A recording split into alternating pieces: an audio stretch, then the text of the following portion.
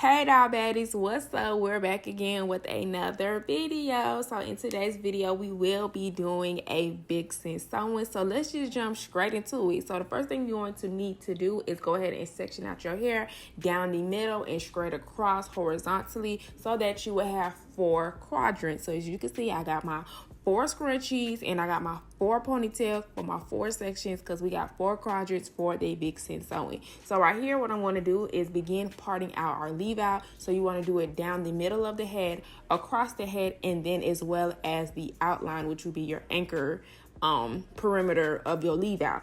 When you are sectioning the middle of your head, I highly suggest that you do 2 braids that are parted in the middle, but don't have 1 braid in the middle like I have it. Only because if you have moving scalp and you don't want to have any issues at the end when it's time to unravel everything, you want to make sure your part is in the middle and the center and everything is symmetric, because what you do to one side you want to do to the other. My advice and my tip would definitely be to do 2 braids so that you have a better idea and an eye for the sectioning and it being even. So definitely use that tip.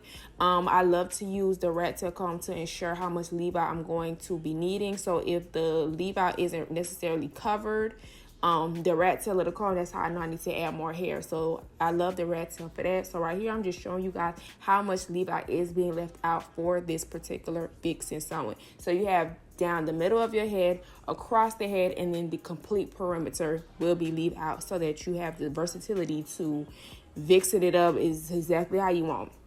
So now into the braid pattern, I'm going to start off creating what I would say enhance an anchor braid for each section. So I'm starting down, going around, and then around, and then we're basically creating a beehive. So you're just going to be creating that beehive in a circle until the circle is complete, because then you ain't got no circle no more. So you want to continue to do that on both sides in the back. And then for the top, I did a little remix. You can continue to do the beehive, which I did do. However, I broke it up into 2. So instead of having 1 ended braid, I ended up having 2 ended braids, and then I would literally combine them together, like just figuring it out and just freestyling as I'm going, because this is my first time doing a Vixen sewing. I done had my own Vixen sewing like years ago when it was popular, y'all, like 2014, 2015, 2016, around that era. So boom.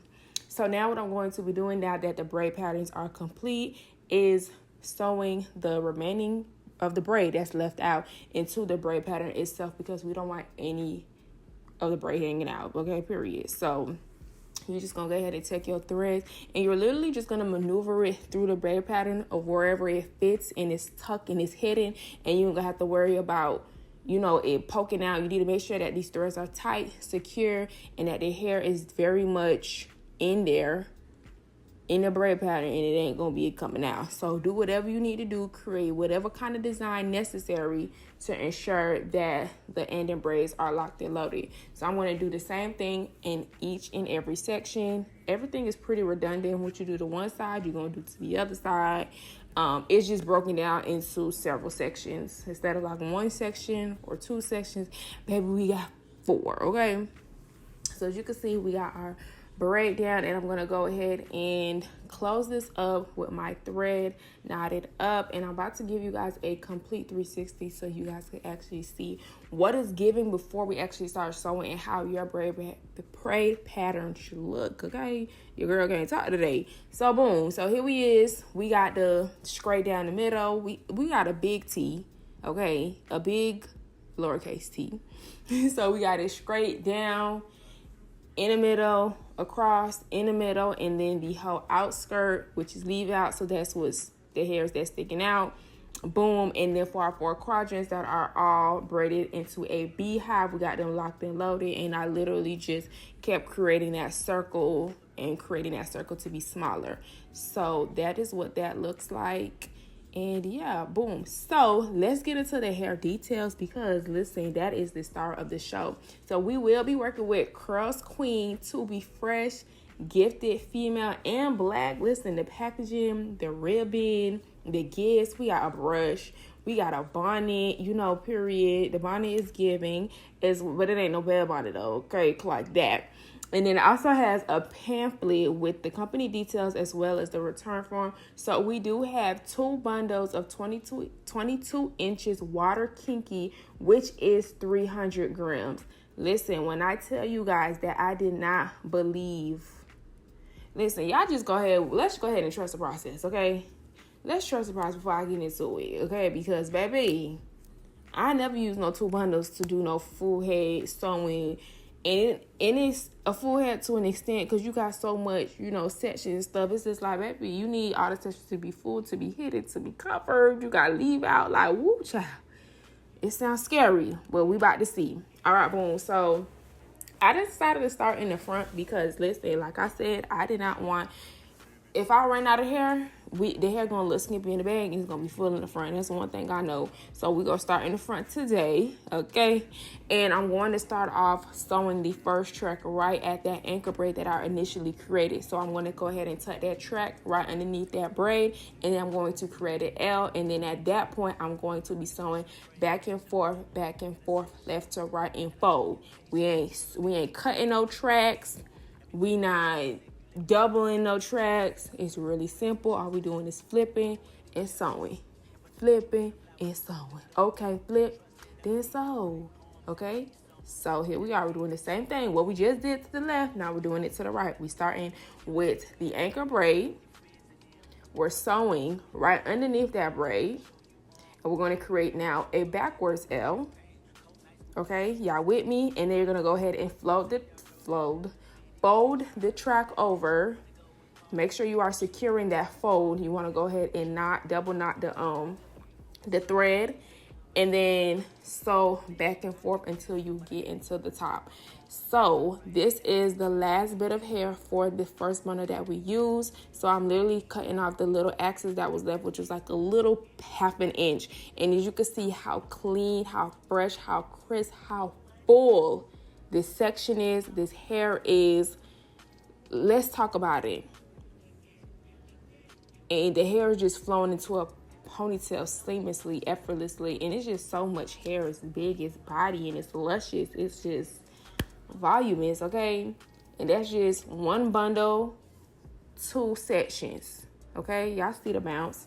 So here I am. We're going to start with the back now. So we're starting with the front, the second bundle. And I'm trying to decide where exactly I would like to start this track. So I'm just kind of like outlining it, thinking, using my brain. Like, should we start here? Should we start there? Then I'm like, okay, we're going to start halfway of where that anchor braid starts. So you see I started halfway. I'm going to make sure I am securing the first couple of threads. I'm going to go ahead and double knot my threads, lock in that stitch, and then I'm going to start by continuing sewing underneath the anchor braid because we want to ensure that the wefts are underneath the braid so that when you flip it up, it's seamless and it just flips back without, you know, bulkiness. And then you want to go ahead and start sewing back and forth. So that's what we're going to be doing. Pretty repetitive. Like I said, everything is pretty much symmetric. And what you do to one side, you want to do to the other side as well. So you want to just keep sewing back and forth and closing up that section, that beehive, the braid pattern, whatever you want to call it. So y'all see how I'm wrapping the thread around the needle so that I'm creating a knot. That's how you're going to be locking in your stitch so that when you're folding it, it's not unraveling and it's not loose, because your track should not be slipping and sliding and falling and stuff like that. So ensure that you are wrapping very tightly, securing it, double securing it over, you know, make sure it's in there, ain't nothing gonna come out. So we're about to finish up with our last section. We're doing the same thing. And I am interlocking the stitch, I believe is what I'm doing. Lock stitch. I can't remember the proper term. But I'm not just doing a regular up and down sewing stitch. So this is all the hair that we have remaining after sewing 2 bundles. So we literally used about, I would say, what y'all say, like 95%, 90% of the hair. And when I say I was completely shocked, I've never seen 2 bundles complete a full head. And do you see how full this section is, how full this hair is? Like, it's a whole lot of hair now. Let's talk about it. So now that we have the sections all sewn up, the easy part, the hard part, child, is over with. Now we're gonna go ahead and unbraid the hair. So once you unbraid the leave out, you can start detangling the hair. Listen, we had to add some water. Water is necessary because when I say the 300 grams, so that's what 150 gram per bundle, the hair is full. Okay, so leaving it in its natural state, you can do it. Hey, after, separating it when you're sewing, it might could work for you. However, me personally, oh baby, we had to go ahead and water up that hair and get it more manageable and more tame because that was just a whole lot of. So here we are now unraveling the leave out, and we're going to show you guys what it's looking like now that we have all the quadrants together. And so basically, this is the complete sewing. The versatility is given. Y'all see the 4 parts. We have enough leave out. It looks so crisp. Like, this is legit coming out her hair. The hair is wet right now, so y'all know y'all seeing the demarcation of the different patterns, but we're gonna get into it very shortly. But yes, it's looking real good, real fresh, blended in a sense where it's like, okay, it just looks seamless. Like, you can't even tell me that this ain't her hair. Not talking about the texture, y'all. Y'all know the hair is wet and her hair is natural right now. We're not talking about that. Just in the sense where that it's just like you have all this fullness in your hair now versus when you first started. So the Vixen sewing, you could do so much. You could part your hair in 4s. You could part your hair half up, half down. You could do the ponytail. Okay, listen, the styles is endless because in essence, this is your natural hair, quote unquote. It's just, who's gonna know? They will never know. Like, this is your hair. The fullness is there, and you got all your perimeter out. So it's just like, it ain't no dead giveaway, Like I said, we know it's wet. Y'all just vibe, but we know the hair wet and her hair natural. We're gonna get there, sweets. But yeah, so now I'm showing y'all another style that can be done. You can do 2 cornrows to the back, okay? Straight back, part it down the middle, simple. If you're going to the gym, you need something quick. The summer start getting old. You just need, little pigtails, whatever the case. You can do that. You can do pigtails. When it comes to a Vixen sewing, the options are endless. There's so much you could do. The only thing is, especially if you don't get your proper hair texture, it can be a bit of a hassle when it comes to blending and color matching, especially if you're low, not color matching, but texture matching, especially if you're low maintenance and you don't want to put any heat and blase. You will have to, use your discretion. However, if you get your let's talk about it, the fullness, the body, yes. But I just lost my train of thought. However, y'all, you would be able to decide based off the hair texture you get that most resembles your natural hair, and then what you're willing to do. So if you want to be low maintenance, not too much heat, definitely go for more of a texture, a more coarser texture. Whatever texture is your hair, you want to go for that specific thing. But in the sense where if you are low maintenance, this is not going to be necessarily sewing for you because it does have so much leave out. So yes, but the hair itself though is so full, so gorgeous. And at this point, we just did something real quick, real simple, not too much. We just did it like a flip over because you can even wear it in a flip over. You could do no part, whatever you want to do. So we just added some real quick wand curls. Keep it very natural, bad hair, messy, it's nice.